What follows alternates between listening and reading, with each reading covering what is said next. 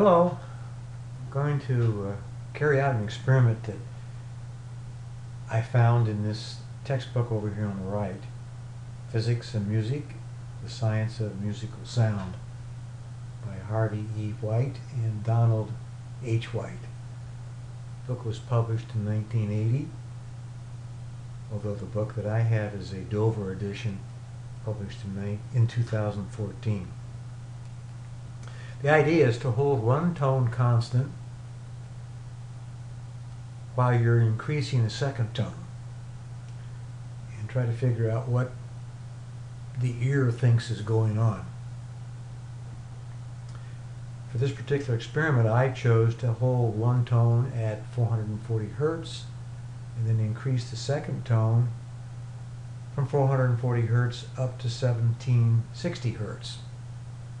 Basically 2 octaves, and I chose to do it in 25 semitone increments so that each choice of a tone here, the second one, would be a tone from the fundamental of a equal temperament scale.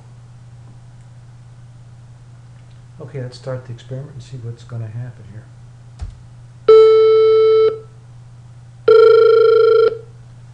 Okay, there's the first 2 steps. We started out here at 440, then we raised it a semitone to A4 sharp while still sounding A4.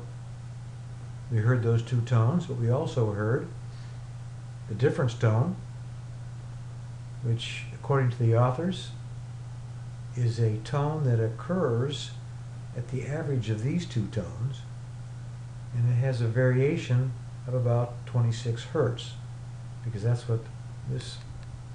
the frequency of this red trace. That is the difference of the 2 tones. The cyan trace here is 2 times the constant tone minus the increasing tone, and it occurs right here. And as we'll see, it will be a decreasing tone, and be curious to see if you can hear it as the experiment progresses.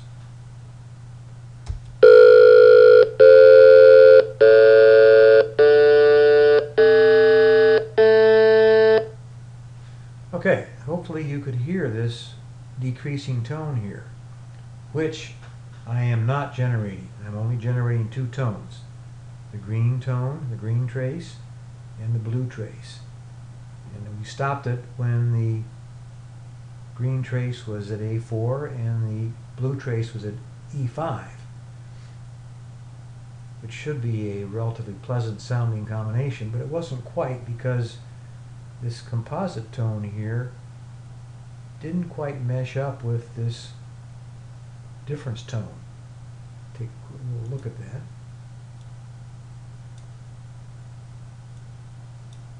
You see, if they had meshed at 220 hertz, then it would be a pleasant sounding tone, but they're slightly off, so we heard the little bit less than pleasant tone.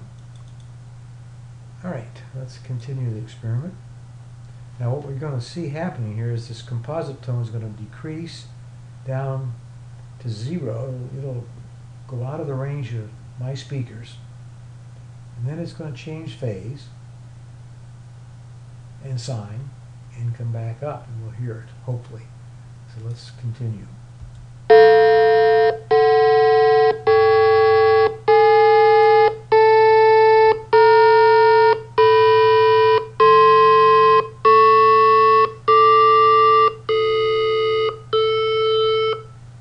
Okay, we stopped it right here where the difference tone is at 880 hertz. The varying tone is at E6, and this composite tone happens to coincide with the A4 tone. Consequently, we hear a pleasant sound because the red trace and the blue trace have frequencies that are harmonics of the green trace. Okay, let's finish the experiment.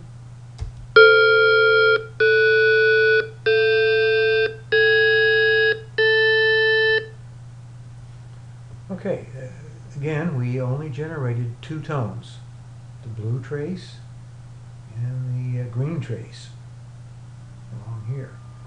We heard those two tones plus a difference tone, this red tone, and we heard this composite tone here, 2 times the fixed frequency minus the difference frequency. And we heard it come down, go out of range of the speakers, come back up. Now let's take a look at what the line spectrum thought about this. Okay, here's the line spectrum of what we've been listening to. I'm plotting frequency along this axis from 0 to 2000 Hertz. I'm plotting time along this axis from 0 to 25 seconds. I'm plotting power along this axis. Start out with a single spike at 440 Hertz. And we start to increase the second tone. And you see these spikes move up here in semitone steps to 1760 Hertz, while the constant tone is staying at 440 Hertz. The line spectrum does not see the other two tones. Now, this is a consequence of something that the ear does, according to the authors, and I want to read from their book here. The combination tones, the difference, and this composite tone here, which is 2 times the constant minus the increasing tone, are not present in the sounds that enter the ear. It is believed that they are created as the result of some part or parts of the neural system that responds non-linearly to the periodic sound pressure stimulus. Now let's listen to the sequence again.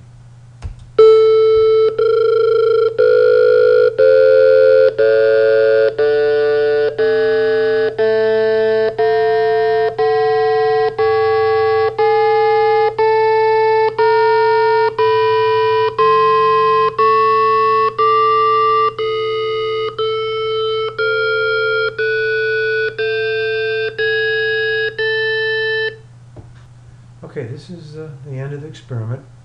Just keep in mind that these sounds are played by my laptop speakers. They're gathered by my laptop microphone. They're captured by Cam Studio. They're played by your computer speakers and heard by your ears. So between my computer and your ears are several steps, each of which might have a negative impact on the quality of the sound. To avoid that, you could actually go out to the web at this link here and get the WAV file and play it on your speaker system to hear it in better quality. Thanks for watching and listening.